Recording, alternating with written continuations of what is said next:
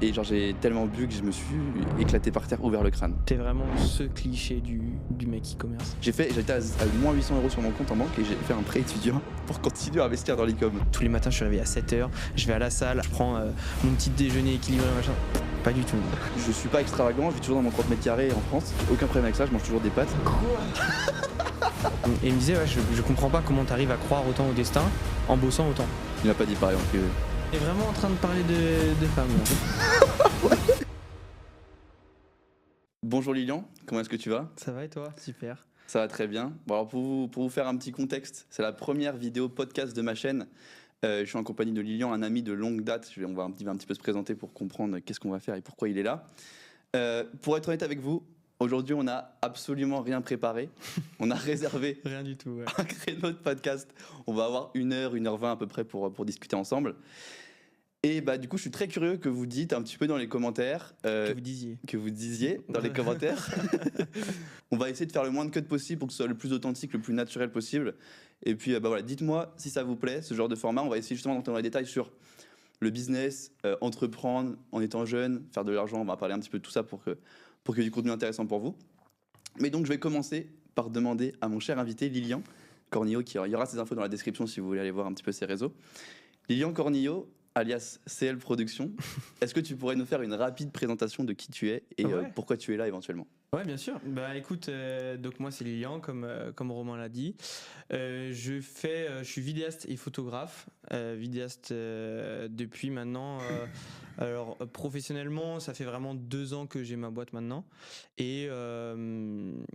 Et comment après, j'avais commencé déjà un petit peu avant parce que j'étais sportif de haut niveau et suivi par une marque, donc il fallait que je leur crée du contenu. Et c'est comme ça en fait que j'ai commencé, notamment avec des copains qui ont lancé leur boîte de sneakers, avec qui j'ai fait mes premières vidéos. Et du coup voilà, depuis en fait j'ai comme une passion qui était toujours un peu là et qui s'est créée, qui s'est développée, et avec aussi cette envie de réussir, d'entreprendre, de tester de nouvelles choses, et de fil en aiguille, donc j'ai des belles opportunités, etc. Et on se retrouve maintenant à Dubaï carrément pour venir te filmer. Pour la petite histoire, c'est assez marrant parce que on se connaît depuis longtemps, 6e au collège. Ouais. De base, on était des joueurs de jeux vidéo. On n'était pas vraiment des entrepreneurs. On jouait à LoL, même pour être très exact, et ensemble. Et aujourd'hui, quand même, le destin est bien fait. On se retrouve à Dubaï C'est vrai ensemble. qu'on s'était un peu perdu de vue depuis quoi? Allez, c'était depuis fin lycée, je dirais. Ouais, Parce que le lycée, tu l'as fait. Si, lycée, on était encore ensemble. On était moins ouais, ensemble, mais on était toujours dans le ouais, même lycée, etc. exact. Et après, c'est les études supérieures où là, toi, t'es parti à Blois, etc. Ouais. Toi, t'es resté à Rennes, du coup? Ouais. Exactement, ouais. Et donc, ce qui est marrant aussi, c'est que je t'ai pas du tout invité ou quoi que ce soit parce que je te connaissais. C'est parce que je cherchais justement quelqu'un qui faisait des vidéos de qualité. T'étais la bonne personne, donc le destin est encore mieux fait. Mais en vrai, j'ai une petite question là qui me vient en tête. On a tous les deux 21 ans, et plutôt des entrepreneurs jeunes, et peut-être que l'audience qui nous regarde sont dans les mêmes tranches d'âge. Toi, à quel moment t'as fait ce switch ou alors est-ce que ça a été plutôt progressif, ou il y a un moment où t'as vraiment t'es passé du coq à l'âne, t'es passé de études à entrepreneuriat? Comment ça s'est fait en fait ça? Non, moi, ça a été vraiment très progressif. Comme je t'ai dit, je faisais déjà des vidéos parce que je devais en faire finalement pour promouvoir la marque avec laquelle je travaillais. Et après, ça a été des opportunités, et de fil en aiguille, en fait, devoir me déclarer, avoir mon entreprise pour pouvoir justement être payé par des boîtes, ça a été quelque chose qui s'est fait en fait un peu naturellement. À l'époque, c'est ma première opportunité avec une entreprise, c'était avec Decathlon, avec Decathlon donc là où on habite à Rennes. Et ils m'ont dit bah écoute, en fait j'aurais dit bah moi je fais ça à côté. Je devais redéfinir mes missions pour l'année parce que je travaillais en plus là-bas à côté. Et je devais redéfinir mes missions mes missions pour l'année là-bas. Et j'aurais dit bah écoutez, moi à côté je fais ça. Venez, je vous fais une vidéo, on teste et on voit. Est-ce que ça peut vous plaire? Est-ce que ça peut être quelque chose qui peut vous faire convertir également pour avoir plus de ventes, plus de clients, etc. Donc j'aurais fait une première vidéo sur du coup un service qui se mettait en place, qui est la service de location vélo. Ok. J'aurais fait cette première vidéo gratuite, j'aurais dit c'est une vidéo test, moi je vous la facture pas, on fait ça comme ça, et si ça vous plaît, on y va. Et il se trouve que la vidéo leur a plu, elle a même été présentée à Decathlon France, donc au-dessus, et c'est une vidéo qui a pas mal plu. Bon, maintenant avec du recul, je regarde la vidéo, je la trouve catastrophique, mais vraiment catastrophique. Et ouais, après du coup ils m'ont dit bah écoute, c'est parti, il faut que tu te déclares maintenant, et puis on y va quoi. Et après, du coup, j'ai eu d'autres opportunités avec d'autres boîtes, avec des mariages, avec ce genre de choses. Donc comment tu jongles aujourd'hui avec les cours? Genre c'est combien le pourcentage que tu alloues à chacune des activités, ça représente quoi? C'est si compliqué à dire. Ouais. Alors déjà, ça dépend des semaines, mais je dirais du 50-50 un peu. Ok, t'es encore dedans. Ouais, je pense que c'est un peu du 50-50 parce que moi j'ai vraiment ce désir de pas lâcher les cours, de finir, d'avoir un diplôme, même si ça peut être un peu conventionnel d'avoir ce genre d'idée. Je me dis avec un diplôme, si jamais ce que je fais ne marche pas ou quoi, sachant que le problème c'est que je sais que je ne retournerai pas vers le salariat, je n'en veux plus, j'ai essayé, je vois que c'est juste pas fait pour moi, j'aime pas forcément ça, et j'avais déjà un peu cette idée là avant, mais le fait de déjà d'une part de faire des vraies expériences dans le salariat et en plus de ça de monter ma boîte derrière, ça m'a vraiment dit ouais non tu veux plus faire ça quoi. Ok. Donc ouais, là je pense que pour le moment c'est du 50-50. Ok. Donc du coup t'alloues 50-50 au cours et à l'entrepreneuriat. Mais toi concrètement, pourquoi est-ce que tu veux ce diplôme? Est-ce que c'est pour une sécurité? Est-ce que c'est simplement pour ton ego? Ça se passe comment pour ça? Ouais, je pense que c'est vraiment pour non, c'est plus pour de la sécurité, je dirais. Si jamais vraiment ça marche pas, qu'est-ce que je fais? Je sais que d'un côté j'aurais ce truc. Je pense que toi tu l'as aussi. Je sais pas quel pourcentage toi tu alloues entre les cours et je sais même pas d'ailleurs si tu es toujours en cours. Je t'ai même pas demandé. Bah écoute, ouais, je suis encore en cours. Je suis en dernière année d'école d'ingénieur. Et moi, contrairement à toi, je suis pas du tout dans le 50-50. Je suis vraiment dans le 90-10. Ah ouais? Ouais, je suis dans le 90-10 où en fait, juste je fais le strict minimum. Mais moi, purement, c'est par ego que j'ai vraiment envie de finir ça. C'est-à-dire, j'ai toujours été passionné par le sport automobile et le Romain Nevo, plus petit, a envie quand même de. Enfin, j'ai envie de lui faire honneur, entre guillemets, et de valider ce diplôme, même s'il va me servir à rien concrètement. Mais je suis obligé d'allouer 90% d'entrepreneuriat si je veux vraiment y arriver dedans. Toi, je vois que ça a l'air de correspondre. Mais après moi, ce que je dis, je fais du 50-50, alors que quand je regarde vraiment la réalité des choses, c'est pas vraiment du 50-50. Hein. Ouais. Parce que quand je suis en cours, je bosse. C'est ce que tu dis, mais c'est pas ce que tu fais, quoi. Ouais, je pense. Ouais. Je pense que dans ma tête, j'imagine que je suis à 50-50. Ouais. Alors non, en vrai, quand je prends du recul, je sais pertinemment que je suis pas à 50-50. Ouais. Parce que même quand je suis en cours, je travaille sur mes vidéos en fait. Ouais. Je réponds à des messages pour des clients, j'envoie des trucs, des machins. Non, c'est toujours. Un truc qui me vient à l'esprit, parce que dans la tête des gens, le fait de travailler toujours plus, ça, justement, les gens voient un peu l'entrepreneuriat comme la façon d'être libre, etc. Ouais. Toi, justement, est-ce que quand tu avais démarré l'entrepreneuriat, tu signais entre guillemets pour avoir plus de liberté? Et est-ce que tu es déçu par le fait que du coup, en fait, l'entrepreneuriat, c'est juste que travailler et tu es rarement libre? Ou toi, ça te plaît dans ces conditions? J'avais jamais eu de vision de l'entrepreneuriat avant d'y rentrer. Ouais. Je me suis jamais dit. En fait, avant d'y rentrer, toute la hype qu'il y a actuellement autour des entrepreneurs, des personnes qui entreprennent, qui ont des projets, etc., machin, moi, je la connaissais pas à l'époque où j'ai commencé ça. Ouais. J'étais vraiment pas du tout dedans, c'est pas le type de contenu que je regardais et tout. Et donc, je me suis jamais dit, ok, là, je me lance dans l'entrepreneuriat. Ouais, pas du tout. Ça s'est fait tellement naturellement que même là, actuellement, je me dis pas, ah ouais, l'entrepreneuriat, ça devait être ça. J'avais pas d'attente en fait. T'en avais, toi, des attentes pour ça? Justement, moi, j'ai le discours inverse. Et je pense que ça va un petit peu rassurer les gens qui nous regardent, parce que les gens qui nous regardent, c'est peut-être des gens qui sont intéressés et qui vont se dire à un moment ou à un autre, je vais me lancer.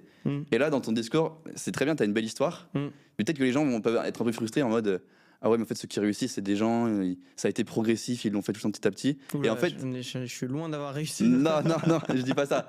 Mais ce que je veux dire, c'est que moi, je rejoins un peu l'équipe des gens qui étaient pas du tout faits pour ça. J'étais qu'un putain de joueur de LoL, si je peux dire. Tu te définis vraiment comme un joueur de LoL? Non.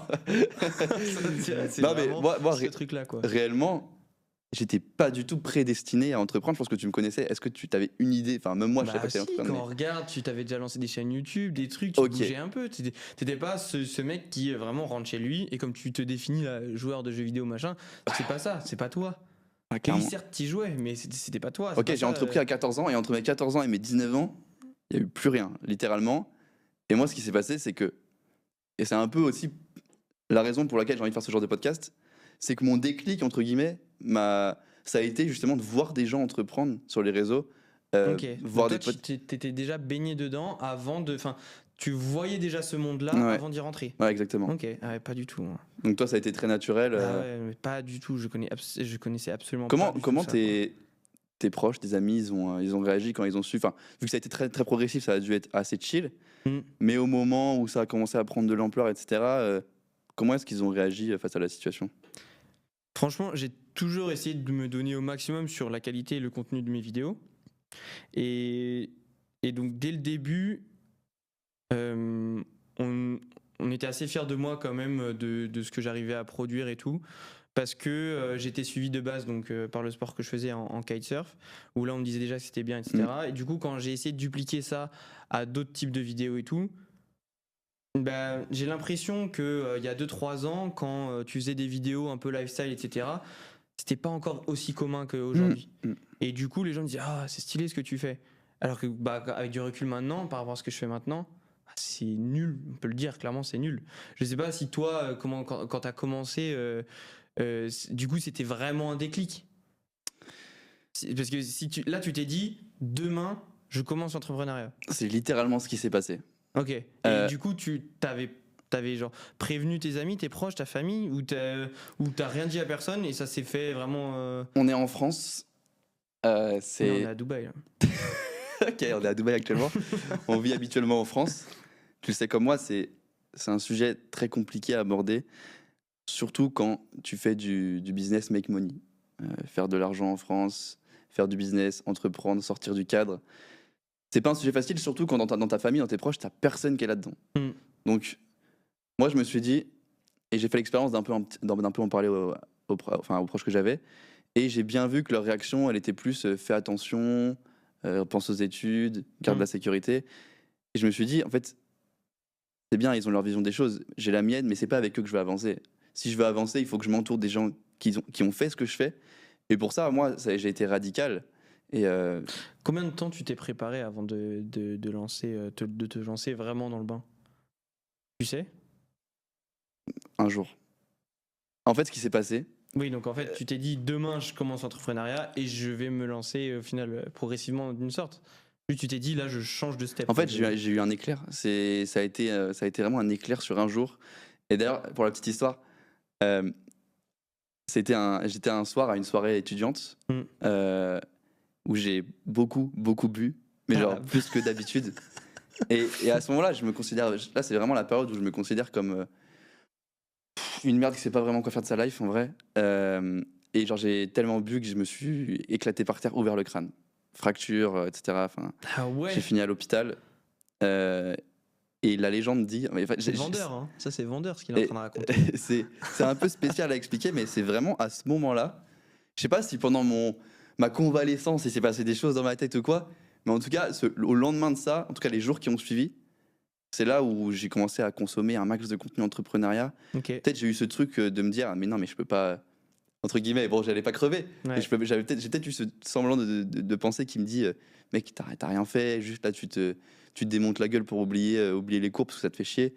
Fais quelque chose qui a du sens, fais quelque chose qui te passionne. Et par chance, en regardant du contenu entrepreneurial, en regardant du contenu e-commerce, j'ai adoré ça. J'ai adoré ça et je me suis pas arrêté. À ce moment-là, c'était autoroute. Et pour reprendre un peu ce que je disais tout à l'heure, moi, j'ai coupé les contacts avec les gens avec qui j'étais à ce moment-là. Dans le sens où j'ai remarqué que l'environnement, ça joue un rôle, mais tellement important sur les actions que tu entreprends, les croyances que tu as, la vision que tu peux avoir. Et donc, en fait, couper les contacts et m'entourer, entre guillemets, que de gens via les podcasts, via les interviews d'entrepreneurs, comme un petit peu les podcasts dans lesquels on est là. Et c'est pour ça que je veux un peu retransmettre ça. Et ben, ça a fait que mes croyances, elles ont changé. J'entendais des gens tous les jours dire faire 10K par mois, c'est pas si compliqué que ça. Et en fait, tes barrières, elles commencent à se casser au fur et à mesure. Et moi, ça a tout changé. Couper les contacts avec les gens, je recommande pas forcément de le faire. Mais c'est là qu'on voit qu'on a vraiment deux histoires différentes. Ouais. Parce que moi, si je donne moi personnellement comment j'ai vécu le truc, toi, c'est vraiment une cassure, que ce soit au niveau professionnel, au niveau social, avec tes amis, etc. Moi, je n'ai fait vraiment l'inverse de ça, quoi. Ça a été progressif. Tous mes amis, je les ai à peu près tous gardés. Il y a personne où je me suis dit toi demain c'est ciao. Ça s'est jamais passé. Il y a des gens avec qui juste on a perdu des points communs, des centres d'intérêt qui étaient communs qu'on n'a plus parce que j'ai évolué aussi. Par contre, j'ai fait des nouvelles rencontres et on va dire, mon cercle d'amis a évolué. En fait, moi, je suis beaucoup plus dans la nuance, on va dire. Et je dis pas que c'est mieux ou moins bien, absolument pas. C'est juste, on a deux histoires différentes. Mais moi, c'est plus toute ma vie qui a évolué, qui s'est transformée, alors que toi, ça a fait aller cut et on passe à autre chose. Et d'ailleurs, mon cercle d'amis a vraiment évolué et maintenant je suis beaucoup entouré d'amis entrepreneurs que je salue d'ailleurs. non mais moi j'ai eu un vrai déclic par rapport à ça et je suis curieux de savoir aussi ton point de vue. Moi je confondais en fait, et je pense qu'il y a beaucoup de gens qui font cette confusion aussi, je confondais potes et amis. Et en fait, on a toujours été baignés avec l'école et tout, à faire partie du groupe, tu sais, le plus populaire, machin. Mhm. Et malheureusement, quand on est jeune, on est très influençable par rapport à ça. Et le moment où on le réalise, que c'est pas forcément, ça contribue pas forcément à notre bonheur, c'est que très tard, moi ça a été à mes autour de mes 20 ans, tu vois. Et je me suis rendu compte qu'en fait, des potes, j'en avais plein, des amis, j'en avais que 2, 3, max. Ok. Donc, tous ces potes-là, entre guillemets, si je prends un exemple, tu vois, si demain, je sais pas, j'ai un accident de voiture, les potes, c'est pas eux qui viendront me chercher. Les amis, c'est eux qui viendront me chercher. Même s'ils savent qu'ils auront peut-être rien en retour, etc. Parce que c'est des amis, ils viendront, tu vois. Et moi, j'ai fait ce travail, littéralement, d'écrire sur un bloc-notes tous les gens que je fréquentais, qui étaient des potes et pas des amis. Ça, tu l'as vraiment fait, ça? Je l'ai fait, on va dire, dans ma tête. Ok, oui, tu Ouais, l'as pas vraiment je l'ai fait dans ma tête. T'aurais pu le faire. Et bah, du coup, ça a été dur, mais les potes, entre guillemets, j'ai arrêté le contact, même si, tu vois, ça me disait toujours, mais Romain, mais viens à cette soirée, ça va être trop bien, etc. Et bah, j'ai fait l'effort de dire non, parce que je savais que ces potes-là, ça allait pas être long terme. Juste, je vais m'amuser sur une soirée, mais en vrai, je vais alimenter aucune relation sociale vraiment forte, et je préfère tout donner sur mes amis, parce que c'est vraiment avec eux que j'adore passer du temps, et honnêtement, ça me redonne de l'énergie, plutôt que d'en perdre avec des potes juste qui sont là pour être le groupe le plus populaire, le groupe le plus nombreux, on fait des soirées, machin, tu vois, moi ça me dépasse. Et ça me prenait beaucoup trop d'énergie, alors que maintenant, voilà, mon énergie, je la focus vraiment sur mes amis, quoi. Ça, c'est quelque chose dont on parlait pendant le voyage, avant d'arriver ici. Ouais. Le fait de, est-ce que ouais, toi, t'es quelqu'un qui, de base, est pas forcément très sociable ou un peu, voire pas timide, mais un peu dans ce genre-là. Donc t'as pas forcément ce besoin d'aller à des soirées avec juste des potes et pas des amis. Moi, c'est vraiment pareil, encore une fois à l'inverse. On a vraiment Ouais, c'est ouf. comment dire, des histoires vraiment qui diffèrent pour le coup. Parce que moi, justement, j'aime garder ce contact avec juste des gens qui sont potes, Ok. pas amis, tu vois. Ouais. Je sais que déjà des amis, des gens qui comptent vraiment pour moi et que je pense pouvoir compter vraiment pour eux, je commence à en avoir. Enfin, j'en ai pas mal en vrai. Et pareil, ça c'est le genre de truc. Après, dans tous les cas, je suis pas très conventionnel. J'ai l'impression que. Je pense que je suis pas non plus, t'inquiète pas. Mais dans le sens où tu sais, on dit souvent, ouais, les amis, ça se compte sur les doigts de la main et tout machin. Bah, moi, je suis pas forcément d'accord avec ça. Ouais. Je me dis, non, tu peux avoir 10 très bons amis avec qui tu passes pas les mêmes moments, avec qui ça sera pas les mêmes amitiés, pas les mêmes forces de relation, mais ça peut être 10 très bons amis. Ouais. Genre moi, je sais que dans tous les cas, toutes les rencontres que je fais, que ce soit des potes, des connaissances, des amis ou juste du réseau banal, entre guillemets, il y a toujours du bon à trouver dans n'importe quelle relation, quoi. Je pense qu'il y a une explication. Genre, je sais pas, je suis pas convaincu à 100%, mais j'ai l'impression qu'il y a une explication binaire à ça, c'est qu'il y a les gens introvertis et les gens extravertis. Ce que j'appelle introvertis, extravertis, c'est les gens introvertis regagnent de l'énergie quand ils sont seuls et quand ils ont personne à, enfin ils perdent, enfin ils mettent aucune énergie dans le social. Et il y a d'autres gens qui regagnent en énergie en faisant des repas avec des gens, etc. Toi, tu te considères comment par rapport à ça? Extra. Et j'imagine que toi, Et du coup, je pense que c'est la vraie différence entre nous.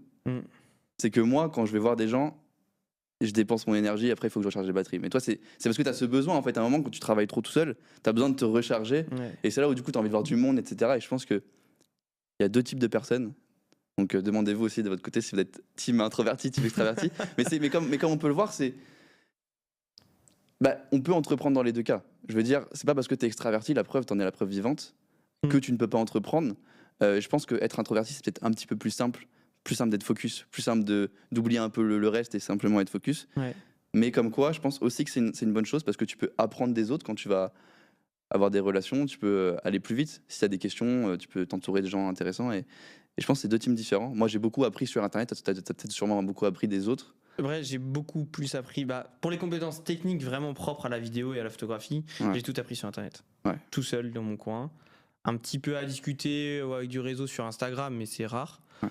Et par contre, ça va être plus dans le général, dans plus dans le côté entreprise, dans le côté réseau, dans le côté diversification d'activités, etc. Là, par contre, oui, ça va être plus dans le social que que j'ai pu apprendre, quoi. Ok. Ouais. Moi, j'ai une question pour toi. Ok. Est-ce que quand tu t'es lancé dans l'entrepreneuriat, quand tu t'es dit vraiment cette cassure-là, que certains ont ou pas d'ailleurs, est-ce que tu savais réellement le but que tu avais au bout? Est-ce que tu t'es dit, je fais ça pour ça? Est-ce que tu avais un objectif, un but, quelque chose à atteindre ou pas du tout? C'est juste parce que là, sur le moment, tu t'es dit, là, j'ai envie de faire ça. Ouais, c'est une très bonne question. Savoir une chose, c'est quand j'ai commencé, non, j'avais pas cette vision. J'avais pas cette vision, mais par contre, je l'ai travaillé. Et je pense que voilà, quand quelqu'un il veut commencer à entreprendre, c'est dur de s'imaginer ce qu'on peut faire. Moi, quand j'ai commencé, je me disais déjà, si j'arrive à faire mes premiers euros, c'est incroyable sur Internet. Ensuite, quand j'ai commencé à les faire, je me dis, vas-y, je vais faire 1000 euros, ça peut être incroyable, etc. Et les barrières sont franchies au fur et à mesure. Mais par contre, pour que ces barrières elles soient franchies le plus rapidement possible, ce que j'ai fait, c'est que j'ai commencé, avant même de mettre les actions en place, par travailler mon pourquoi et ma vision. Je sais pas si tu as déjà fait ça. Vraiment en avant, quoi. Ouais, donc moi même de tous les travaux que tu as pu faire, tous les projets que tu as lancés. Pour le coup, une des premières choses que j'ai fait, c'est que je me suis renseigné auprès d'Yomi, quand même un des plus gros entrepreneurs français. Tu lui as parlé directement? Non, je lui ai pas parlé, j'avais pris sa formation à l'époque. Okay. Et c'est un des premiers trucs que j'avais fait. Et je pense que ça a été un énorme changement dans ma personnalité, c'est que son premier renseignement, même le plus important qu'il dit, c'est le mindset. Et en fait, toute la suite, toutes les actions que tu vas mettre en place ensuite, elles sont beaucoup plus simples dès lors que tu as fait ce travail en amont du mindset de ok, comment est-ce que je me vois plus tard. En fait, commencer par le haut de la pyramide. Qu'est-ce que tu veux atteindre? Quels sont tes objectifs? Ok, ensuite, pour atteindre ces objectifs, quelles sont les tâches? Et pas commencer par les tâches. Parce que si tu commences par une to-do list, en fait, tu sais pas vraiment vers où tu vas. Et c'est là où tu vas commencer à te disperser, à faire plein de tâches. Donc, commencer par la vision, un système pyramidal, et ensuite vont découler les objectifs secondaires, puis les tâches à réaliser au jour le jour. Et moi, c'est ce que j'ai commencé par faire. Je me suis littéralement, et ça je l'ai encore sur mon PC, j'ai écrit mon pourquoi. Et j'ai écrit, ok, bah moi plus tard, si je veux faire tout ça, c'est par exemple pour pouvoir amener ma famille en voyage. Moi, mes parents, en tout cas mon père qui est fan de Formule 1, l'emmener sur un circuit de Formule 1 dans les paddocks. Les paddocks, c'est l'espace VIP, etc. Bah ça, c'était mon pourquoi. Après, ma vision, je l'ai travaillée aussi. C'est-à-dire, littéralement, comment est-ce que je visualise mon futur?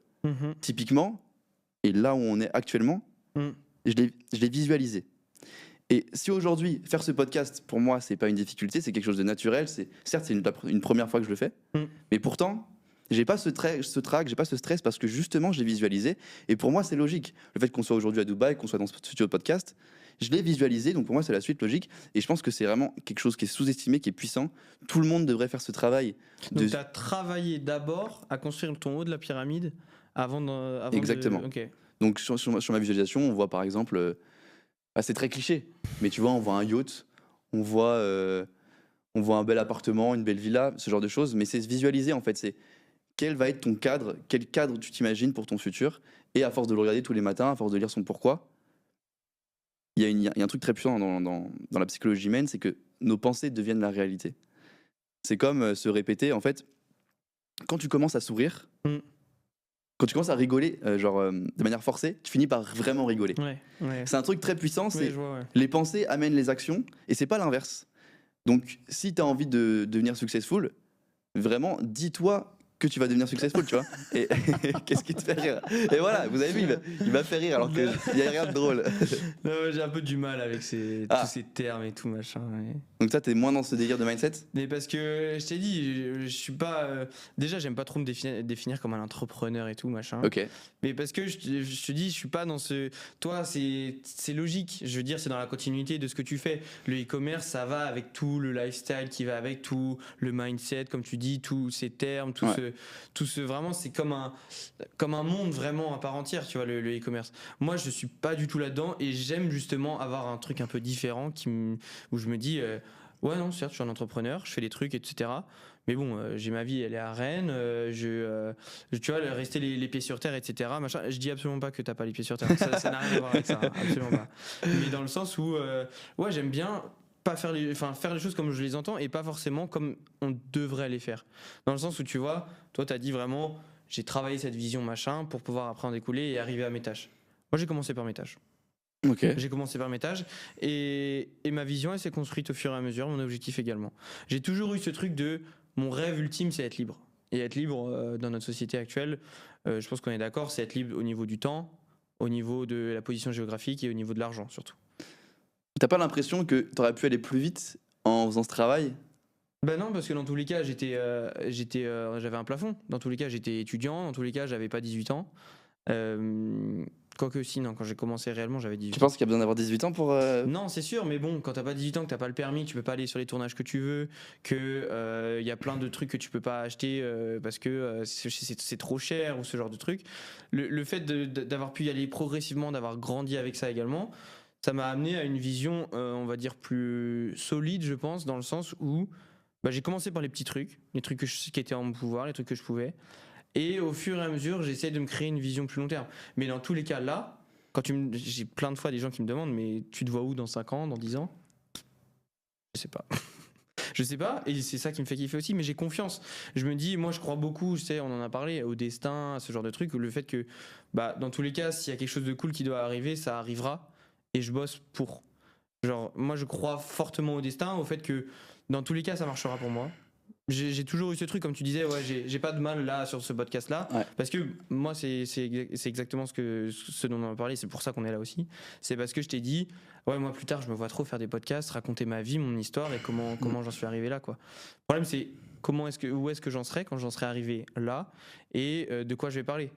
Bon, dans tous les cas, je sais de quoi je peux parler, mais comment, ouais, ce truc de construire en fait. Mes objectifs et comment ma vision, comme tu l'appelles, au fur et à mesure, c'est quelque chose que j'aime bien. Je crée en fait, avec les opportunités qui s'amènent, des visions différentes, quoi. J'ai un pote, d'ailleurs, j'en parlais avec un pote ce week-end, là, pareil, un ami d'enfance que tu dois connaître, Félix. Ouais. Et il me disait, ouais, je comprends pas comment tu arrives à croire autant au destin en bossant autant. Parce que quelqu'un qui croit au destin, ça va souvent être quelqu'un qui dit bah c'est bon, j'ai pas besoin de bosser, dans tous les cas ça arrivera, c'est bon, tu vois. Ah, En mode ça va arriver. il a tort sur ce point-là. Parce que quand t'es 100% convaincu que tu vas réussir, non, alors évidemment il y avait de la nuance dans son propos, moi je l'ai un peu vulgarisé, mais en gros c'était un truc dans ce genre-là, quoi. T'as ce truc de dire, genre, Dans tous les cas ça marchera. je suis 100% convaincu, Ouais, ça marchera. peu importe ce qui m'arrive, je suis 100% convaincu que ça va réussir. Ouais, pour moi je me vois pas à autre part que, pour moi professionnellement je réussirais. Tu m'as dit, et je donne tout pour, en tout cas. Pour donner le contexte, que tu m'avais dit en dehors de ce podcast, que par contre, si la vidéo pour toi ça s'arrêtait complètement, t'étais pas vraiment 100% convaincu que tu pouvais réussir. Ouais. Tu peux nous Ouais, non, c'est vrai. Après, avec les amis, etc., que je me fais autour de moi maintenant, il y a des projets qui commencent à émerger qui diversifient un peu de la vidéo. Mais moi, ma compétence principale est vraiment technique, pour le coup, c'est la photo et la vidéo, quoi. Ouais. Même si donc, je suis dans des études de management, de gestion d'entreprise, etc., c'est quand même des trucs qui sont très larges. Je veux dire, t'as pas de compétences techniques dans un truc précis. Si j'avais des compétences techniques dans un truc précis autre que la création de contenu, vidéo et photo, bah, peut-être que je serais un peu plus confiant. Mais du coup, oui, non, je sais pas réellement si demain ça s'arrête, je serais confiant réellement de la suite. Et toi, tu penses que si demain ça s'arrêtait, tu serais confiant de tes capacités à rebondir directement? Ouais, bonne question. En l'occurrence, aujourd'hui, je dirais ma zone de génie, on va pas se mentir, c'est pour ça que j'en suis là aujourd'hui, c'est l'e-commerce. De génie, carrément.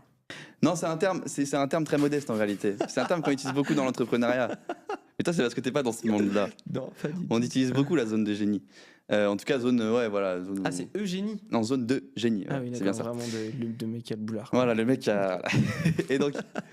Mais par contre, je sais pas pourquoi j'ai ce truc en moi, et ça va paraître peut-être très peu modeste, mais la réalité, c'est que je suis persuadé que si l'e-commerce ça s'arrête pour moi, j'ai 100% confiance en ma capacité à recréer quelque chose de nouveau, parce que je me considère non pas comme bon dans l'e-commerce, je me considère comme bon pour apprendre des choses, pour me débrouiller.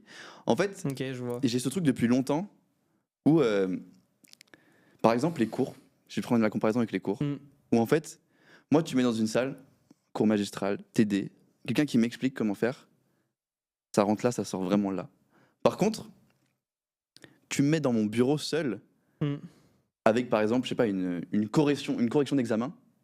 Quand j'arrive à voir exactement ce qu'il faut faire pour réussir, c'est là où je suis le meilleur en réalité. Je suis le meilleur dans le fait d'imiter les gens qui réussissent. Ok. Et donc, si l'e-commerce ça s'arrête pour moi, par exemple, je sais pas, je vais aller voir autre part, un autre type de business. Mais Et ce que ça, je vais j'ai vu faire, que tu fonctionnes vachement avec des mentors quand même. Quand je vois comment tu parles de Yomi, de Oussama Hamar, etc., c'est des exactement. gens que tu as pu rencontrer d'ailleurs, euh, tu fonctionnes vachement à t'identifier par rapport à eux, comment eux ont réussi, c'est ça, et comment toi tu pourrais réussir Ouais. comme eux, quoi. Et la grosse erreur que j'ai fait quand j'ai commencé, c'est de faire ce qu'ils disaient. Ça, c'est la plus grosse erreur que j'ai fait et que j'ai vite compris qu'il fallait faire autre chose. C'est faire ce qu'ils font et pas faire ce qu'ils disent. Et moi, quand j'arrive un peu à m'introduire un peu dans le quotidien d'un entrepreneur à succès, Mm. voir vraiment ce qu'il fait plutôt que ce qu'il dit devant la caméra, mais ce qu'il fait en dehors de la caméra, c'est là où tout s'allume dans mon cerveau et genre j'ai juste un peu à répliquer, imiter, mais avec ma touche personnelle, ma façon de faire. Et je dirais que c'est là où je suis le meilleur. Donc c'est-à-dire que moi, si l'e-commerce s'arrête, c'est pas grave. J'ai confiance en ma capacité à aller revoir un peu ce que font les autres. De toute façon, maintenant, je vais dire, en 2024, des nouveaux business, il y en a tous les ans. Des nouveaux trucs qui fonctionnent. Et si tu as cette capacité à te débrouiller, à apprendre, à aller sur Internet, taper sur Google des choses, aller voir des vidéos, c'est de comprendre vraiment comment font les gens, je pense que n'importe qui peut réussir dans n'importe quel domaine. Et donc si là, demain, ça s'arrête réellement, tu sais quoi faire? L'e-commerce? Ouais. Est-ce que tu as déjà anticipé ce genre de choses ou pas? Ouais, j'ai déjà anticipé. Et aujourd'hui, j'ai la chance d'avoir pu acquérir suffisamment de compétences que je peux facturer cher à des entreprises. Par exemple, Du créer une conseil, quoi, communauté, finalement. créer une communauté sur les réseaux, je sais très bien le faire. Mm. Alimenter la communauté, vendre une offre à une communauté, le marketing, tout ça, en fait, depuis que j'ai commencé, quand j'ai commencé par le dropshipping e-commerce, j'ai transitionné sur mes programmes d'accompagnement, et ben toutes les compétences que j'ai acquéries, en fait, elles sont utiles, mais à n'importe quelle entreprise, notamment la vente, etc., la délivrabilité. Et j'avoue qu'aujourd'hui, je suis même pas 100% confiant, je suis vraiment 150% confiant sur ma capacité à rebondir s'il y a un échec. Et moi, j'ai ce truc en plus j'adore me prendre un mur, genre j'adore recommencer de zéro. Je sais pas si toi ça te le fait, mais moi quand je commence par exemple, mon compte en banque commence un peu à gonfler, on va dire, c'est trop facile pour moi de me relâcher et me dire, bon, ok, en fait, là, j'ai pu avoir un confort, à quoi ça me sert de travailler, parce que là, je suis confortable dans ma situation. Mm. Et ce que j'ai fait quand j'étais... Un peu dur d'aller plus loin encore, quoi, c'est ça que tu veux dire. Ouais, et puis c'est au moment où tu es dans la vraie difficulté que en fait, ton corps, il se met un peu en alerte et Ouais. il s'active, quoi. Ouais, je comprends. Et j'ai fait ce truc, moi, il y a à peu près 6 mois, où j'étais pas encore sur les réseaux, j'étais juste dans l'e-commerce, etc. Et comme je t'ai dit, j'avais 100% confiance dans la façon, dans ma capacité à générer de l'argent. J'étais à moins 800 € sur mon compte en banque et j'ai fait un prêt étudiant pour continuer à investir dans l'e-com. C'est-à-dire, là, je sais pas pourquoi Ils ont accepté. Prêt étudiant, ils ont pas le droit de savoir pourquoi tu le fais. Oui, non, mais ils ont le droit de pas savoir pourquoi tu le fais, mais ils ont le droit de savoir aussi que tu es un créancier énorme. Ouais, mais je leur ai pas dit que c'était pour l'e-com, tu vois. Ils pensaient que c'était pour les cours. Ah, mais t'es rempli de dettes là, quand même. Moins 800. Je l'ai vite rentabilisé, mais ouais, j'ai vraiment ce truc de me dire, j'aime trop être dans la difficulté et que mon corps se mette en alerte et il n'y a pas le choix en fait. Moi, quand il n'y a pas le choix, je le fais quoi. Et donc j'invite tous les gens qui nous écoutent, mais non, parce que là je vais avoir des sauces après si je dis ça, mais n'hésitez pas à vous mettre dans la difficulté. En gros, c'est balancer votre argent par la fenêtre et si jamais, et comme ça marchera. Mettez-vous à moins après, 800 là, € sur votre compte en banque. Mettez-vous dans le rouge. Non, c'est pas ce que je veux dire, mais c'est toujours trop confortable de se dire ah ouais, mais non, je vais pas mettre 1000 balles dans une formation, je vais pas mettre moins, je vais me payer le dernier iPhone, tu vois. C'est beaucoup plus confortable et je pense que les gens doivent apprendre à se mettre dans la difficulté, à prendre un risque et à se nourrir de ce risque parce que aujourd'hui, moi, mon succès, entre guillemets, hein, très modestement, parce que j'ai un petit succès pour l'instant, je le dois vraiment à cette phase où j'ai fait le pas, en fait. J'ai sauté la barrière du risque et me dire, vas-y, ok, certes, je suis dans la merde financièrement, mais c'est matériel, ça va se refaire un jour ou l'autre. C'est pas grave, j'irai à Super U, j'irai faire caissier s'il faut, mais je referai de l'argent. Donc, je pense qu'en réalité, on n'a pas grand-chose à perdre à 21 ans que de se mettre un peu dans des difficultés financières, entre guillemets. Il n'y a pas d'enfant à nourrir, t'as pas une femme, c'est sûr que là, pour t'as pas de moment, loyer. on a quand même une certaine sécurité financière, même parce que nous, on a des parents qui nous aident, on a la chance de ça aussi, de pas être vraiment, réellement, pour le coup, au pied du mur. Ouais. T'as déjà eu ce truc d'être au pied du mur, toi? Non. Non, je l'ai jamais été et je l'ai toujours fait par plaisir. Mais ma mère, à un moment, parce que je cumulais, je travaillais à Decathlon le week-end, je travaillais la nuit sur une plateforme de colis post, et la journée, je faisais mes vidéos. Et je taffais comme ça. Et je me suis dit, en gros, il y a une année où j'ai travaillé en CDD chez Decathlon, où j'étais en CDD 35 heures, voilà, vendeur basique, enfin basique, entre guillemets. Et donc en 4 mois, voilà, j'ai fait une certaine somme d'argent, je sais plus combien c'était. Et je me suis dit, à l'année d'après, je me suis dit, ok, ce mois-ci, je finis 2 mois plus tôt. Je veux faire en 2 mois ce que j'ai fait en 4 l'année dernière. Parce que du coup, l'année dernière, j'avais fait, enfin, c'était il y a un moment déjà, mais j'avais fait mai, juin, juillet, août. Et je me suis dit, cette année, donc l'année d'après, sur mai, juin, je veux faire ce que je me suis fait l'année dernière. Et je me suis donné les moyens. J'ai travaillé du coup la nuit à Colipost, comme j'ai dit. La journée, je faisais mes vidéos. Et le week-end, je travaillais à Decathlon. Alors, c'était certes un peu dur, mais je l'ai fait. J'ai réussi. Et l'été, j'ai pu profiter. Et continuer après sur ma lancée des vidéos, où du coup, j'avais plus que les vidéos. Et maintenant, c'est cool, mais j'ai plus besoin d'avoir de job étudiant ou quoi pour l'été, quoi. Tiens, ça cool. me permet d'enchaîner sur un point. Ça te permet de plus avoir de job étudiant, justement. Avec ton activité, je vais pas demander, on va pas parler de chiffres ici. Je suis blindé. pas parler de chiffres parce que je sais qu'on est tous plus ou moins à l'aise à l'idée de parler de chiffres. Mais en tout cas, comme tu dis, t'as plus forcément besoin de faire un job à côté. Ouais. Toi, quelle est ta relation que tu as avec l'argent? Est-ce que c'est un moyen? Est-ce que c'est l'objectif principal de ce que tu fais? Comment est-ce que tu vois? Quelle est ta relation vis-à-vis de l'argent? Moi, je veux juste avoir suffisamment d'argent pour pas avoir à le prendre en compte. Je veux juste que l'argent, ça soit un truc en mode j'en ai suffisamment pour faire ce que je veux, vivre comme je veux, et voilà. Et ça rejoint du coup ce que je disais, ce désir de liberté, ce désir de juste pas avoir à se poser de questions, quoi. Et pour le moment, pour mes besoins actuels en tout cas, bah c'est ce qui se passe. J'ai pas, si je veux aller au resto le soir, j'ai pas besoin de me dire ah ouais mais là attends on est le 15 du mois, machin, ça va être compliqué.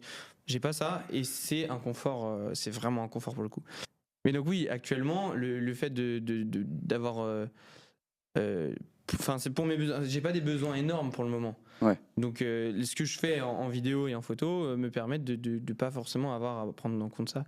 Est-ce que si toi par exemple demain tu dois choisir entre continuer ton activité mais plus être rémunéré, ou alors être rémunéré comme tu l'es actuellement mais plus avoir ton activité, qu'est-ce que tu choisirais réellement? C'est une bonne question et je pense que quand on commence, on pense que l'argent nous apportera beaucoup de bonheur.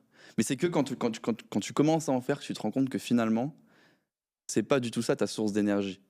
Euh, Moi, aujourd'hui, si je dois garder soit l'argent, soit mon activité, je préfère vivre comme un étudiant, regarder potentiellement les prix quand j'achète des trucs et tout, vivre dans un 30 mètres carrés, mais garder mon activité.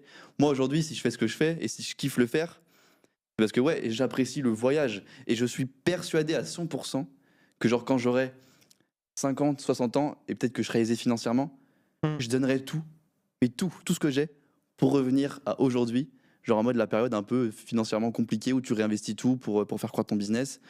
Parce qu'en fait, c'est ce voyage, c'est ce truc de passer les étapes, passer les échelons qui est kiffant. C'est pas quand tu seras sur ton transat avec ton cocktail où tu auras tout accompli que tu seras vraiment heureux. Moi, je pense pas. Je pense que il faut. Et c'est pour ça que je fais ce travail d'ailleurs de gratitude. On en a parlé ce matin. Je pense que c'est super important de quand on grimpe une montagne, de toujours penser un peu à regarder un peu en dessous et pas simplement voir les autres sommets.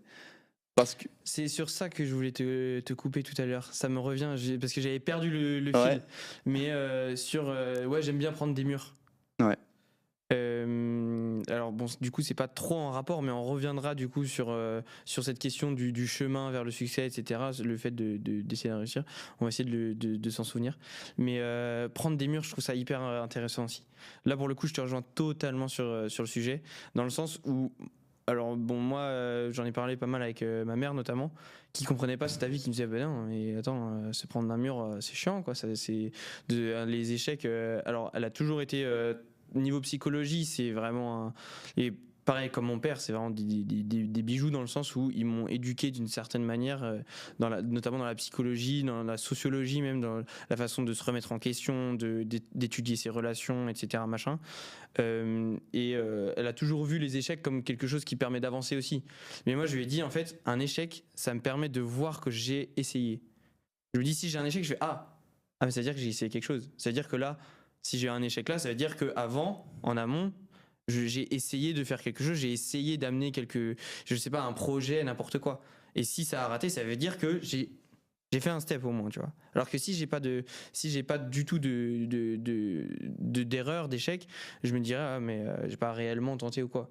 Et le fait parce que j'avais du mal à me rendre compte, notamment sur mes vidéos, l'impact que ça avait, si les gens ça leur plaisait, si on parle de ce truc de réussir, ça n'a rien à voir, mais dans le sens où est-ce que tu as réussi à amener ce que tu voulais amener avec ton projet. Et moi, c'est quand j'avais des échecs où je me disais, ah ouais, en fait, j'arrivais à me remettre en question sur le fait de, ah ouais, mais en fait, j'ai fait tout ça derrière. Ouais. Alors certes, là, je me suis fait bloquer, mais jusqu'à ce blocage-là, qu'est-ce que j'ai fait? Et ça me permettait réellement, ça me permettait de me rendre compte de ce que j'avais réussi à faire depuis, quoi. Ouais. Et c'est trop facile d'être dans la course au sommet, hein, comme je disais. Oublier de regarder derrière. Enfin, c'est dur de prendre le temps. Quand c'est la course, c'est dur de prendre le temps et de regarder vraiment derrière sur ce que tu as accompli. Faut vraiment faire l'effort et c'est pas facile. Le matin. De se rendre compte réellement. Ouais, tu vois, tu te coupes toute distraction. Moi, c'est ça que j'aime bien la méditation aussi, c'est que ça me permet justement de. T'es vraiment ce cliché du mec e-commerce. Non, mais. C'est un cliché, mais quand tu le fais, tu comprends que ça fonctionne. Non, oui, bien sûr. Parce que. Pourquoi tu fais ça au final? Enfin, cette question, elle est dure, elle est compliquée à répondre, mais moi, je fais ça littéralement pour le voyage. Et si j'oublie le voyage pendant que je monte, je pense que je vais le regretter. Je vais me dire, ok, super, j'ai 30 ans, j'ai accompli ça, mais en fait, la meilleure partie de ma vie, c'était de mes 20 à 30 ans pendant que je montais le sommet et pas quand je suis arrivé au sommet. Je pense que quand tu montes une montagne, c'est pareil. C'est quand tu arrives au sommet, tu te dis, putain, c'était kiffant. Et ça, c'est l'avantage des contenus entrepreneuriaux, des contenus motivation, etc. Donc moi d'ailleurs j'en suis vraiment friand. Voilà, je lui dis. Qu'est-ce que tu peux nous dire, Lilian, ce que tu regardes sur les réseaux? Je vais pas montrer mon feed Insta, mais c'est vraiment que des trucs motivation, que des trucs lève-toi, va bosser, gna gna gna. Ça, j'adore ça. Vraiment, on me dit lève-toi, je me lève de mon lit. Non, pour le coup, ça, j'en suis vraiment friand et ça me permet notamment. On parle de ce voyage, de toute cette montagne à grimper, etc. Moi, en tout cas, c'est grâce à ces contenus-là que j'ai réussi réellement à me dire ah mais en fait ce que je suis en train de vivre là, c'est ça qui est cool. C'est d'essayer, de pas être sûr que tu vas réussir, de rater, de continuer, de reprendre, de douter, de tout ça. Et ça, c'est vraiment ces contenus-là qui m'ont fait dire, tu vois, des gens qui réussissent et qui disent ouais mais en fait ce que j'ai bien aimé moi, c'est quand j'essaie de grimper. Et même, tu vois des gens qui sont en train de grimper, qui n'ont même pas réussi, qui disent moi, ce que je kiffe, c'est maintenant. Et c'est là où je me suis identifié. Je me suis dit ah ouais, c'est vrai que c'est sympa. T'en penses quoi de tous ces contenus motivation? Alors, moi, aujourd'hui, je suis plus du tout client de ça. Mais par contre. Parce que c'est toi qui les fais maintenant. Non, mais. Si. Parce que c'est vrai que si, quelque part. Quelque part, c'est vrai que j'en fais. Et pourquoi j'en fais? Justement, c'était. C'est la suite de ce que je voulais dire. C'est qu'en fait, moi, j'ai été client de ça quand j'ai commencé.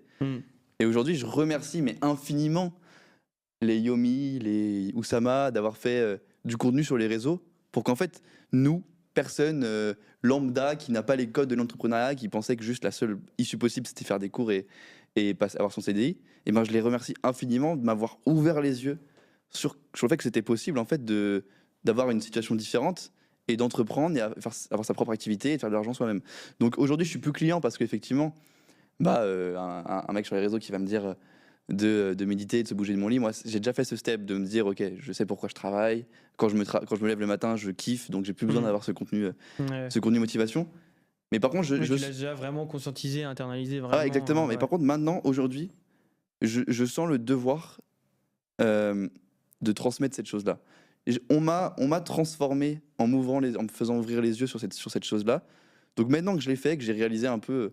Là, aujourd'hui, ma situation, honnêtement, c'était une de mes situations rêvées il y a 2 ans, tu vois. Donc littéralement, je sens que j'ai un devoir de transmettre cette chose-là, transmettre cette énergie, cette motivation, cette détermination aux gens qui n'ont pas idée que c'est possible d'entreprendre et d'avoir un succès. Et c'est là qu'on voit quand même que ton truc de gratitude dont tu parlais tout de suite, là, ça fonctionne. C'est que tu arrives à te dire ce que moi, je n'arrive pas à me dire. La situation que je vis actuellement, c'est la situation que j'avais il y a 2 ans. Moi, je sais que c'est vrai pour moi, que la situation que je vis actuellement, c'est celle que je rêvais il y a 2 ans, mais j'arrive pas à m'en rendre compte. C'est-à-dire, quand j'ai des potes qui me disent ouais, c'est incroyable ce que tu fais, je suis fier de toi et tout machin, c'est trop bien, t'as vu ce que tu vis et tout, je suis là en mode Ouais, mais bon, ça pourrait être mieux, quoi. Ouais, c'est pas. Quand on me dit, ouais, ça a l'air de bien marcher en ce moment, parce que oui, effectivement, je mets une story d'un tournage différent chaque jour, je sors 5 projets, machin, dans la semaine et tout. C'est énorme. Il y a 2 ans, j'étais à un projet tous les 2-3 mois, quoi. Ouais. Et j'arrive pas à me rendre compte. Quand mes potes me disent, ouais, là, ça marche pour toi, là, c'est cool. Je leur dis, ouais, c'est vrai que c'est pas mal, ouais, c'est cool. Non, en vrai, et en fait, au fil de la discussion, je me dis, ouais, non, c'est vrai. Non, vraiment, c'est vrai que c'est cool en ce moment, ça marche, tu vois. Mais c'est dur, c'est vrai que Mais c'est justement, c'est pas parce que je le dis que je le conscientise. Et justement, je le dis pour le conscientiser. dur. Ok. En fait, Oui, t'essayes de c'est ce te persuader, travail, quoi. c'est ce travail de, voilà, comme je disais, comment ça s'appelle, les affirmations, s'affirmer des choses. C'est-à-dire que c'est pas parce que je le dis que je le pense, mais justement, je le dis pour le penser. Je me dis, ok, là, ce que je suis en train de vivre, mais des fois, dans ma douche, je le fais, tu vois. Ça peut paraître bizarre, mais des fois, dans ma douche, je dis, ok, bah là, ce que je vis, c'est littéralement le rêve que j'avais il y a 2 ans, donc pose-toi et sois un peu gratifie-toi entre guillemets de ce que tu as atteint, de ce que tu as accompli. Non, ça se dit pas ça? Remercie-toi. Remercie-toi. Ouais. On dit gratitude. Ouais, mais gratifie-toi. Ouais, je l'ai peut-être mal dit Vous celui-là. me direz en commentaire. Ouais, vous direz. Mais non, on coupe pas, on coupe pas. Non, mais vraiment, je maintiens mon propos. On est authentique, on coupe pas. Bref, ouais, remercie-toi et rends-toi compte de ce que tu as accompli. Et je le faisais d'ailleurs, ce truc d'affirmation positive, je le faisais aussi quand j'ai commencé, mais de manière un peu plus brutale et plus spéciale. C'est-à-dire Cliché, quoi. que dans ma douche, j'envoyais des ok, Romain, t'es déterminé. Tu vas pas sur les réseaux. T'es pas un mec qui va sur les réseaux. Et ça, je le disais dans ma douche pour justement que, de nouveau, je transforme mes affirmations en Et ça a pensée, marché en ou croyance. pas? Et ça a marché. Bah. Bah, t'es sur les réseaux. Non, Vraiment, matin, midi et soir, t'es sur les je réseaux. suis sur les réseaux devant la caméra Ouais, non, et c'est pas vrai. derrière. C'est vrai qu'il est peu sur son téléphone, quand même. Comme moi. Mais Pas du tout. après, je pense qu'on a tous ce truc différent où toi, tu le vis très bien et t'arrives largement à corréler les deux. Moi, je sais très bien que si je me mets à regarder du contenu sur les réseaux, Ouais. mais je suis fini. Enfin, je veux dire, moi, en fait, je suis tout ou rien. Je suis binaire et j'ai eu ce truc à l'époque où. C'est là où justement la différence, où tu disais que toi t'étais introverti et moi extraverti, il y a Ouais. aussi ce truc là, toi t'es très binaire, Ouais. alors que moi je suis vraiment dans la nuance, mais tout le temps pour tout. Tout le temps. Je vais être cette personne qui, bon, à un moment, oui, j'ai supprimé TikTok, etc., machin, mais je me suis dit, ouais, mais ça peut être intéressant quand même de faire du contenu de mes backstage, etc. Il y a quand même des clients à aller chercher. Et j'ai d'ailleurs du retour sur investissement grâce à TikTok. Mais je me suis jamais dit, ouais, moi quand je vais sur TikTok, après, je suis addict, je peux pas en sortir et tout machin, parce que c'est dans ta tête. Alors oui, certes, il y a des moments où je vais être vraiment keblo sur le truc, pour le coup, ça c'est pas dangereux, mais un peu.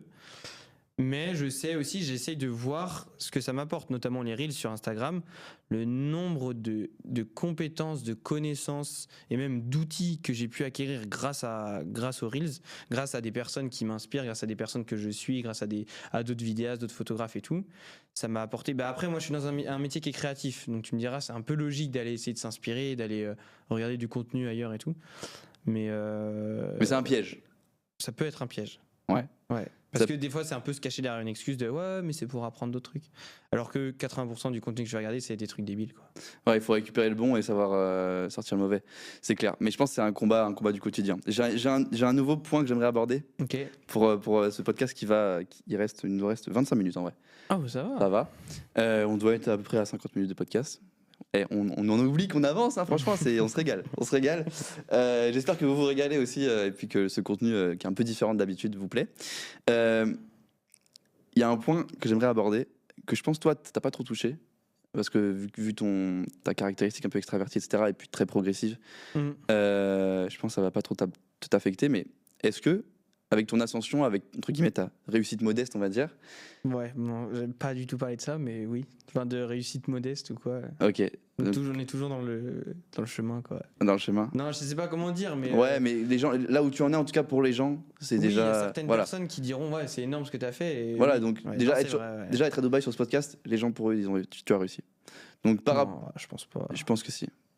Bah, vous nous direz en commentaire si pour vous. C'est un peu un syndrome de l'imposteur. Alors, oui, je pense syndrome de l'imposteur. Mec, être à Dubaï invité sur un podcast, c'est pour les gens déjà un bon symbole de réussite.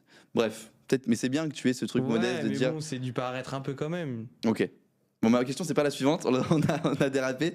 Ma question, c'était est-ce que tu as vu une différence dans la façon dont les gens te voyait, te parlait. Ouais. Ok, est-ce que tu peux nous en dire plus à ce propos? Ouais, ça pour le coup, j'en ai vraiment. Oh là là, il a tellement de choses à dire, là, ça connecte, il y a tout qui connecte. Ouais, non, ça je l'ai remarqué. Hein. Ça, j'ai commencé à le remarquer. Hein. Quand.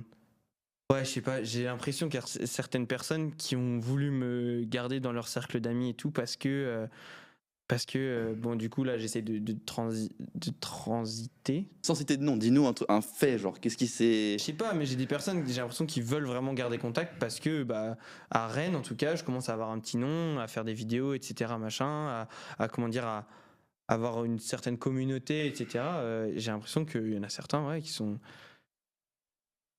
J'ai l'impression que ma création de réseau, même pas forcément amicale, hein, vraiment dans le réseau, et je pense que ça, c'est plutôt logique, est beaucoup plus simple depuis que je réussis un peu sur les vidéos, etc. Quoi. Comment je sais pas, j'ai pas un exemple précis de. Y a pas un truc genre une alarme qui t'a dit oula, là ce qu'il me dit c'est louche quand même, c'est pas très naturel. T'as jamais eu ce truc où c'est une alarme un peu où c'est vraiment très naturel ou Moi, ce juste que un j'aime pas trop, ressenti? c'est les messages sur Insta où les gens, quand je fais un nouveau projet qui est cool ou que je ne sais où filmer je ne sais quoi, les gens qui me disent ah ouais, t'es quelqu'un. Hein. Ouais. Ah ouais, vraiment, c'est. Non, genre vraiment pas du tout. Je vais filmer quelqu'un, ouais, pour le coup, mais moi, moi, j'essaye juste. Moi, je travaille. Je serai quelqu'un quand. Je sais pas, j'ai même pas un truc fixe, tu vois. Toi, t'as eu ce truc-là de personnes qui ont vraiment changé du Ouais, tout au moi c'est tout. très récent en plus. Il y a des gens que j'ai pas parlé mais depuis des années du collège carrément qui respawn d'un coup. Dis et on bipera. Ah, tu vas peut-être connaître en plus. Ah, je t'ai peut-être déjà dit. Vas-y, on bipera, on bipera. Ok. Ouais. Ah ouais, je l'ai vu en plus. Mec, Je l'ai vu, ouais, y a pas très. Enfin, je c'est l'ai vu de loin. c'est un exemple, mais par exemple, il a respawn d'un coup carrément. Il est allé loin dans mon tunnel de vente parce que tu sais, sur mes réseaux, j'ai un lien, les gens peuvent s'inscrire, peuvent regarder des vidéos, etc. Ils peuvent aussi prendre un appel avec moi. Il a été jusqu'au bout du truc, quoi. Et je me suis dit, ouais, flippant quand même. Et j'ai un peu cette barrière de me dire, j'ai du mal à remélanger ma nouvelle identité et mon ancienne. Mais pourquoi à quel moment, du coup, c'est pas bien? Je comprends pas. Bah, j'en veux pas les gens qui respawnent comme ça après, entre guillemets, une réussite. Parce que j'ai été un peu ce mec. Donc je leur en veux pas, dans le sens où moi j'ai eu un pote aussi à l'époque. Mais il t'a pas envoyé de message en privé à toi? Non, sur mon compte pro. Ouais, non, mais dans le sens où il t'a pas dit salut Romain, tu te souviens de moi, etc. Et tu vois, il t'a rien demandé. Il Non, voulait acheter. il voulait acheter. Non?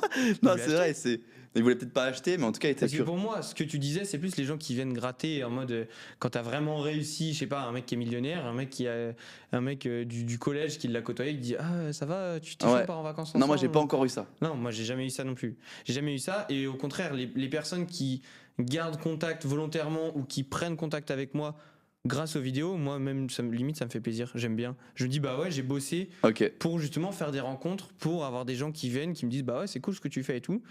Moi j'aime bien ça en vrai. Je vois pas, Non, t'as raison. je vois les gens qui ont cette vision néfaste des gens qui pop parce que tu commences à réussir à faire des choses.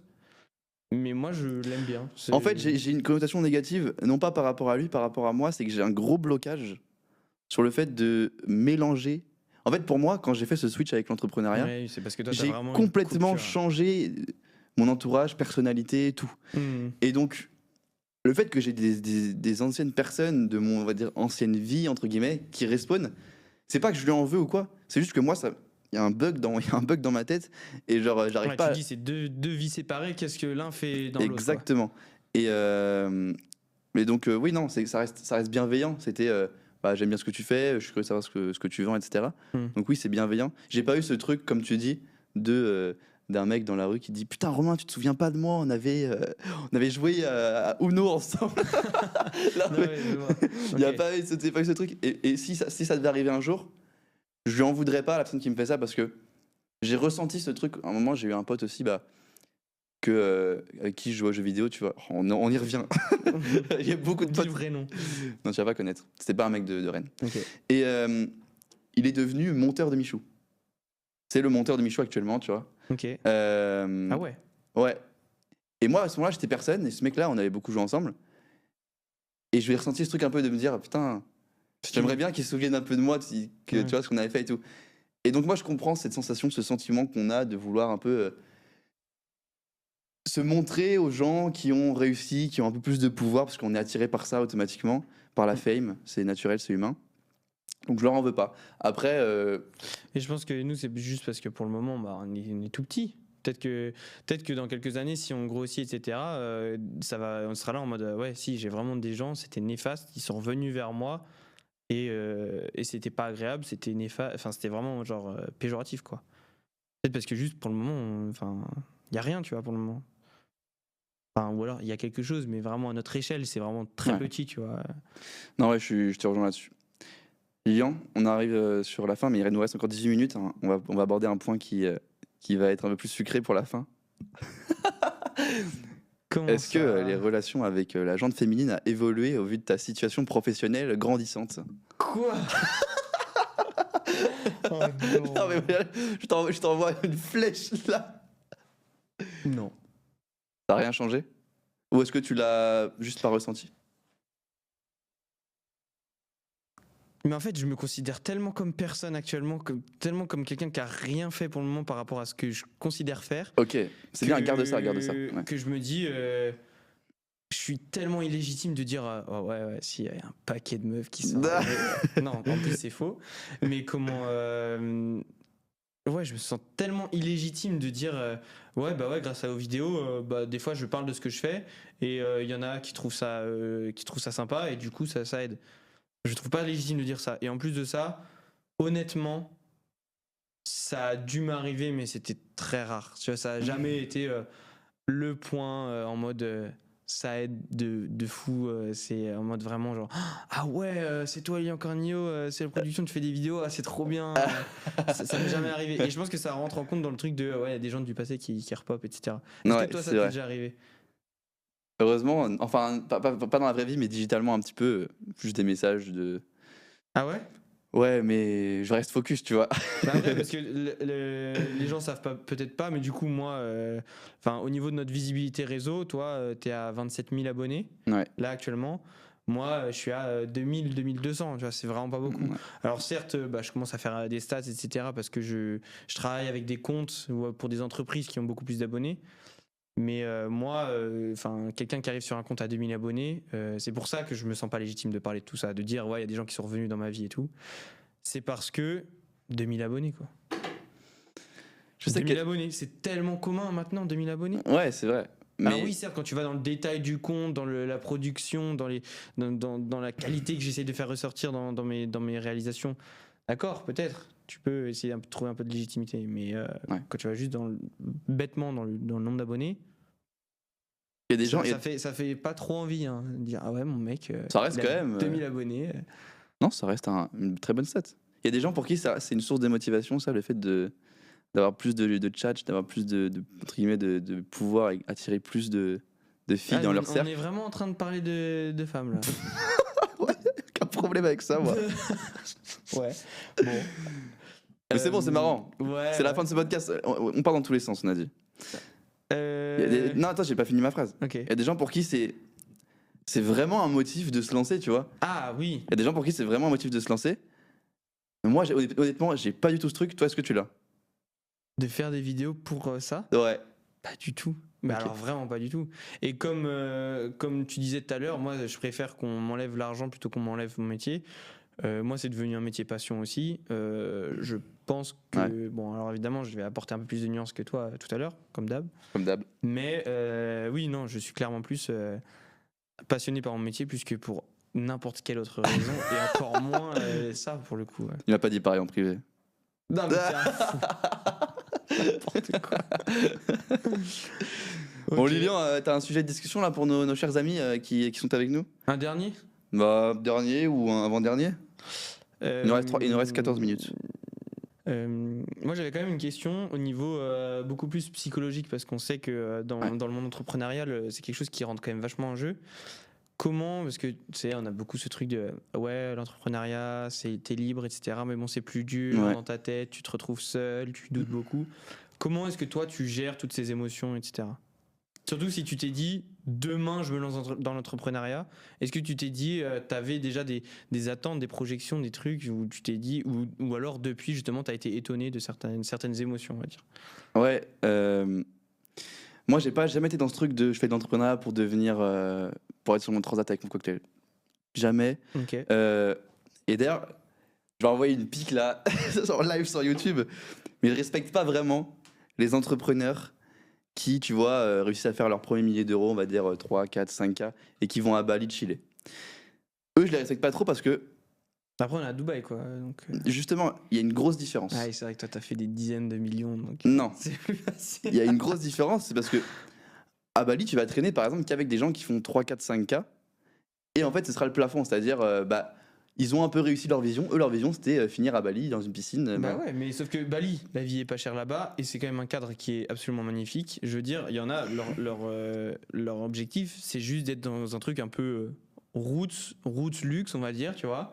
Et pas besoin de plus, tu vois. Il y en a qui n'ont pas besoin d'avoir des yachts, des hôtels, des villas énormes, etc. Ouais, bah, personnellement, moi, ce qui me drive, c'est pas le fait de finir sur un transat avec un cocktail, comme je dis, c'est le chemin. Et en fait, je peux pas m'arrêter à ça. Je me dis, quand j'aurai atteint ça, Moi, pour le coup, je ne juge absolument pas du tout ces personnes qui font leur millier d'euros, se barrent à Bali, finir leur vie et sont là-bas avec non, leurs 2-3 000 euros. ceux qui sont heureux comme ça, je les rejoins complètement. Ça, je les rejoins complètement. Non, mais les gens qui veulent faire plus et qui se restreignent à justement ce mode de vie un peu, mais tu vois, genre, je respecte. Enfin, ça dépend ce qu'ils recherchent dans la vie, mais en tout cas, je respecte plus les gens qui ont une vision beaucoup plus grande Ouais. et qui vont prendre le risque d'aller mettre 3 000 euros dans un loyer à Dubaï, tu vois. Remettre tout ce qu'ils ont gagné, les remettre dans un appart étudiant à Dubaï. Et ça, je respecte encore plus les gens qui savent constamment se remettre au pied du mur et pas se reposer sur les petites victoires qu'ils ont fait. Après, ceux qui vivent bien comme ça et leur vision elle a été atteinte et ils sont heureux, je respecte. Mais pour moi, si on fait ça, si on entreprend aujourd'hui, c'est justement pour que le chemin il dure le plus longtemps possible et que derrière, en fait, on continue de grimper, quoi. Faut pas s'arrêter, selon moi. Et moi, j'ai peur que justement, si je m'arrête, bah, je serais malheureux. Et on le voit souvent, les entrepreneurs, par exemple, qui revendent une boîte à plusieurs millions, plusieurs milliards, c'est en général les gens les plus malheureux sur Terre.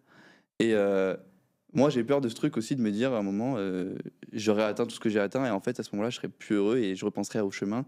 Et donc, j'ai envie que ce chemin s'arrête jamais. Et pour ça, s'il faut aller à Dubaï côtoyer des milliardaires, bah, je le ferai pour constamment me dire, putain, mais je suis une petite merde à côté de ce mec qui fait des milliards, tu vois. Et pas pour l'argent. L'argent, regarde, je suis pas extravagant, je vis toujours dans mon 30 mètres carrés en France. J'ai aucun problème avec ça, je mange toujours des pâtes. Moi, mon quotidien me va très bien, mais quand tu es entrepreneur, j'ai l'impression que pour continuer à être heureux, avancer, il faut constamment se mettre face à des gens qui sont. Et tu trouves pas ça dur de te dire, c'est jamais assez, je peux jamais réellement profiter? Je trouve pas ça dur parce que aujourd'hui, c'est ce qui me rend heureux. Moi, je suis un peu comme toi, dans le sens où j'ai besoin d'être constamment stimulé. Ouais. J'ai besoin de toujours avoir quelque chose qui me booste, etc. Pour le moment, ça va. Rien qu'avec les cours, plus ça, plus mon projet, j'ai largement de quoi faire. Mais après, des fois, tu te dis, ouais, mais il faut que je lâche, quoi. Je prenne un petit temps pour moi parce que le risque, c'est de s'essouffler aussi, tu vois. Tiens, c'est un bon truc sur lequel on pourrait parler aussi. Comment est-ce que tu vois justement l'équilibre entre bosser et se reposer? Moi, je le vois d'une certaine façon. Je crois qu'il y a 10 minutes, ok. Moi, je le vois d'une certaine façon. Pardon, attends, je suis le micro, ça va peut-être faire du bruit.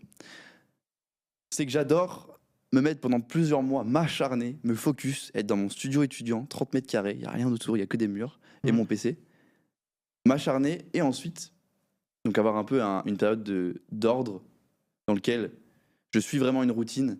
Genre le matin, je me lève toujours à la même heure, le soir, même heure, méditation, je me balade un peu le matin pour prendre la lumière du soleil. Tous les clichés entrepreneuriaux, je l'ai fait. J'ai vu ton Excel, je l'ai vu. Je l'ai fait pendant plusieurs semaines, plusieurs mois. Et à un moment, effectivement, la barre s'essouffle, quoi. Alors vas-y, au bout d'un moment, tu vis pas pour être routinier tout le temps et être... voilà. Et ensuite, pendant une semaine ou deux, c'est le chaos. Mais genre, il y a pas...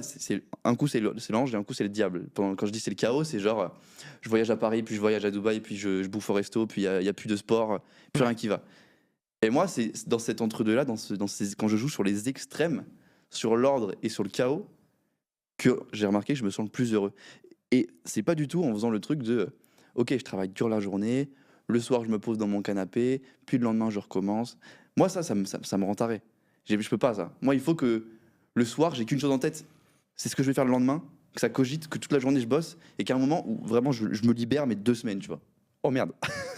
Je me libère 2 semaines. Et je sais pas comment est-ce que tu vois ça, toi. Est-ce que tu es comme moi à jouer sur les extrêmes ou Non. être plus équilibré? Comme d'hab, moi je suis dans la nuance. on revient au même Je suis truc. vraiment binaire. Mais alors moi si j'ai ce truc de pas mal travailler l'hiver quand même, parce que bon c'est lié à tout un tas de trucs, mais notamment rien que la saison en fait c'est plus déprimant. Moi je suis quelqu'un qui travaille beaucoup, enfin qui fonctionne beaucoup au soleil. J'adore quand il fait beau, etc.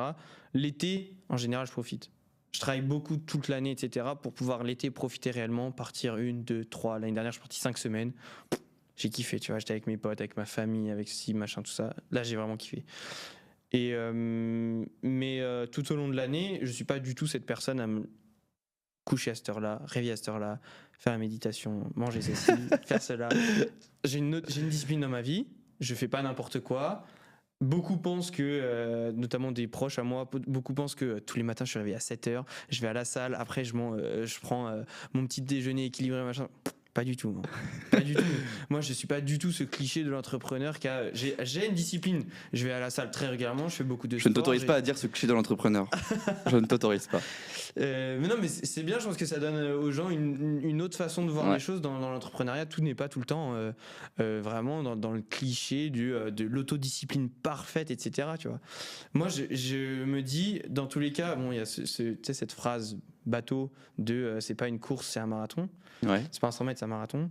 Moi, j'y pense beaucoup à ce truc-là. Je me dis, ouais, bah, j'ai besoin de pouvoir dormir suffisamment, j'ai besoin de sortir le samedi avec mes potes, pouvoir recharger mes batteries finalement, pour que après la semaine, ça le fasse, tu vois. Et toi, donc sortir avec tes potes, ça recharge tes batteries, c'est ça? Ouais, carrément. Ouais, okay. Ouais. Déjà, rien que de voir mes potes, je pense que je vois mes potes quasiment tous les jours en vrai. Ok. Vraiment tous les jours. Ouais, j'ai besoin en fait je m'écoute, vraiment je m'écoute, parce que bah ça c'est lié du coup à ce que mes parents comment ils m'ont éduqué, etc. Mais le fait de faire ce que tu as envie, tu vois.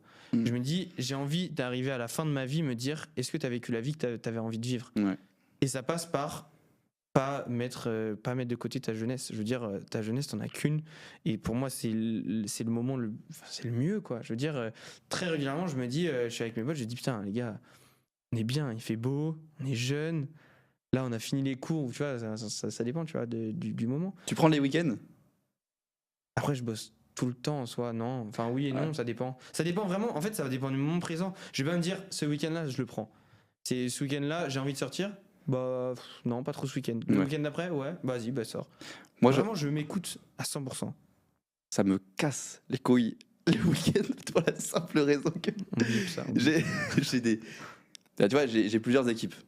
Ouais. Setter, closer. Et moi, quand on est le lundi, quand on est le mercredi, quand on est le dimanche, il n'y a aucune différence dans ma vie. Et donc, je vois que. Non, mais moi non plus. Mais c'est juste que le week-end, vu que mes potes qui sont soit dans le salariat, soit qui sont étudiants, ouais, c'est pour ils disent on sort. Bah, le samedi soir, on peut sortir, tu vois. Du coup, le dimanche, je vais être chill, etc. avec eux ou quoi, tu vois. Mais en général, non. Quand je suis pas en cours, un lundi, un dimanche, la seule différence, c'est par rapport à mes potes. Ouais. Eux, je sais que, par exemple, j'ai un pote qui est commercial, il rentre le week-end, je sais que c'est là où je vais pouvoir le voir, c'est là où on va faire des trucs ou quoi. C'est là où on va aller au resto, qu'on va sortir, qu'on va voir nos amis, etc. Que possiblement on va aller à la plage ou je ne sais quoi, tu vois. Mais en général, si j'étais vraiment tout seul ou avec juste des amis qui n'ont pas forcément leur week-end, vraiment qu'avec des amis entrepreneuriaux, non, le dimanche est un lundi comme le mardi est un jeudi. T'as la chance d'être solopreneur. Moi, j'ai ce truc un peu différent où en fait, 5 minutes, où en fait j'ai ce truc d'avoir quelques équipes qui sont là sur mon compte Instagram, qui font des appels, etc. Ouais, je pense que quand j'aurai des équipes, ce sera différent. Et si genre, vraiment, moi qui suis jamais au courant de quelle journée dans la semaine, j'arrive à deviner très facilement quand est-ce qu'on est le samedi et le dimanche, parce que je vois que personne ne réagit, quoi. Okay. Et c'est très compliqué quand t'es entrepreneur et que tu fais pas la différence entre les jours d'avoir ces 2 jours où en fait personne va répondre à tes messages. Non, c'est vrai que je suis un peu comme toi sur ça, ouais. Et honnêtement, ça me casse les couilles les week-ends. Limite, je préférais, tu vois, que les gens qui travaillent pour moi, ils sont un peu en phase avec ce que je fais, c'est-à-dire pendant. Ouais, mais c'est compliqué de demander ça à la France. La France est habituée à avoir son petit week-end, à 17h, on lâche le pied, etc. Et ouais, j'ai un peu du mal avec ça. Moi, c'est pas du tout mon cas. Mais voilà, je peux pas demander à mes équipes d'être comme ça. Mais conscient que y a des personnes juste ça leur plaît pas de bosser tout le temps. Ouais. Mais moi, je travaille avec des gens ou avec une agence là que j'ai en tête, par exemple, une agence de com. quand je travaille avec eux, je peux leur envoyer des musiques ou des messages ou je sais pas, confirmer une V1 pour un projet à minuit, un dimanche soir. Ouais. Et ils vont me répondre. Ah bah ça c'est cool, tu vois. Et ça j'aime bien. Ouais. Avoir des relations comme ça où tu sais que tu vas envoyer un message même s'il est... Tu sais, pas avoir ce truc de ah ouais non il est après 22h, ah ouais il est après 20h, on va éviter, tu vois. Non, t'envoies et ça va le faire quoi. Et ça j'avoue que c'est quand même assez agréable, on va dire, ouais, je comprends. pour travailler dans tes relations en tout cas. Je vais te demander de faire un petit cliché entrepreneurial, Lilian. Il nous reste 2 minutes je pense. 3 minutes. Avant de clôturer ce podcast qui honnêtement était riche en émotions, on avait dit beaucoup de choses. Est-ce que éventuellement tu aurais un message à faire passer, quelque chose à dire aux gens, peut-être quelque chose qui te tient à cœur ou alors ouais, j'en ai un, mais c'est ce dont on a parlé là tout le Donc s'il y a un truc que tu retiens et qui serait un peu le mot de la fin pour que les gens, je sais pas, ils aient un micro déclic qui peut... Je pense que les gens l'ont vu là autour de ce podcast, c'est qu'il y a 10 000 façons de faire. Je veux dire, il y a aucune bonne façon ou il y a aucune façon conventionnelle, on va dire. Toi, on voit que tu es binaire, introverti, moi que je suis dans la nuance, que je suis extraverti, etc. Et c'est ça que je veux pouvoir montrer aux gens, c'est que peu importe qui tu es ou quoi, peu importe ce que tu fais, déjà, il n'y a aucun jugement sur tes envies, sur ce qui t'anime. Et en plus de ça, tu peux te lancer comme tu veux, quand tu veux, avec qui tu veux, en gardant les habitudes que tu veux. Et pour moi, tout est une question d'organisation et d'agencement en fait dans ta vie. Et pour le coup, ouais, tu peux vraiment être l'anti-cliché de l'entrepreneur et quand même réussir. Ok. Quel est le tien ? Mon mot de la fin, j'ai envie d'être le cliché entrepreneurial, le mec binaire, on me connaît. Non mais si j'ai un message à faire passer, c'est que si vous êtes déjà arrivé jusqu'à ce moment-là dans ce podcast, écrivez carotte en commentaire. Écrivez carotte en commentaire. Merci pour le référencement déjà. Mais surtout si vous êtes vraiment arrivé jusque-là, c'est que selon moi vous êtes entre guillemets sur le bon chemin. Parce que moi ce qui a vraiment fait la différence, c'est de nouveau avoir changé mon environnement, avoir écouté des entrepreneurs, écouter un peu leur discours, la façon de voir les choses, leurs croyances. Et en fait, moi, ça m'a libéré complètement, ça m'a débloqué des croyances et ça a mis en place des actions automatiquement. Donc, continuez, en fait, entre guillemets, à faire ce que vous faites, passer à l'action en parallèle, mais continuez à avoir cet environnement d'entrepreneurs, de gens qui vous inspirent et de les écouter. C'est vraiment quelque chose qui, moi, aujourd'hui, j'attribue mon succès modeste à ce genre de choses, à avoir changé mon environnement. Donc, si vous êtes arrivé jusque-là, déjà, c'est une très bonne chose. Donc, moi, mon mot de la fin, c'est en fait bravo d'être arrivé jusqu'ici. Merci aussi de nous avoir suivis. Ouais, merci beaucoup. Merci de nous avoir écoutés. Je ne sais pas si on a été pertinent. C'est un peu éparpillé, je pense, mais il y a quand même des choses intéressantes à dire. Et entourez-vous bien aussi, ça c'est important. Entourez-vous bien. Écoutez, moi je vous laisse me mettre en commentaire éventuellement si ce format vous plaît. C'est tout nouveau pour moi, pour Lilian aussi. N'hésitez surtout pas aussi à aller voir ses réseaux qui sont dans la description pour lui donner de la force. Allez regarder son contenu, honnêtement, c'est de la grande qualité. Et puis merci de nous avoir suivis. C'était Romain, c'était Lilian. Passez une bonne journée, une bonne soirée. Et on se retrouve dans une semaine pour la prochaine vidéo. Salut tout le monde. Salut.